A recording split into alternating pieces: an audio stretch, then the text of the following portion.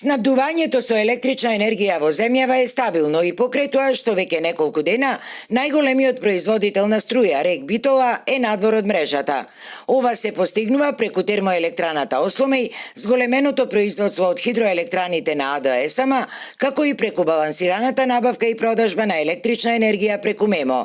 Информираат од СМ, откако по неодамнешниот сомнителен пожар во РЕК Битола заради активирање на заштитниот механизам, автоматски беше исфрлен од мрежа блокот 2, а кој единствено беше во погон.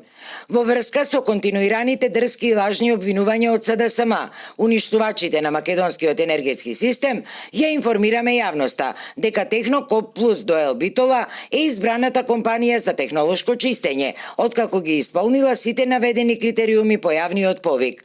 Овој понудувач понудил за 30% пониска цена од досегашната.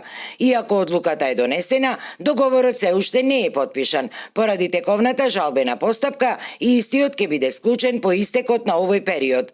Во однос на испадот на блок 2 од мрежата, сакаме повторно да нагласиме дека немаше хаварија, туку известно е дека ни се случи саботажа. Целиот настан во моментов е предмет на истрага од надлежните институции. Реагираат од АД-СМ.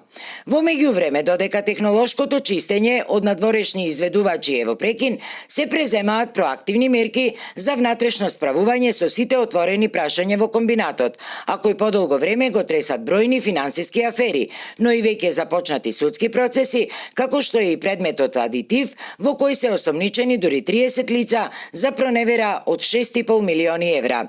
Што се однесува пак до повторното ставање во функција на постројките, од АД-СМ уверуваат дека во комбинатот се вложуваат максимални напори за оспособување на блок 2 и блок 3.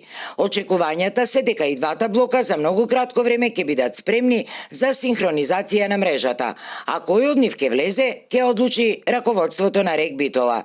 Но она што е клучното во овој момент е дека во овој период, заради обемот на конзумот, нема потреба да бидат активни два блока, децидни се од АД-СМ. Инаку пред неколку дена и премиерот Мицкоски потврди дека додека сегашната влада продолжува да го оправа сето она кое што било уништено, распаднато и девастирано во последниве години во РЕК Битола, струја ќе има доволно за сите, а и нејзината цена ќе остане непроменита.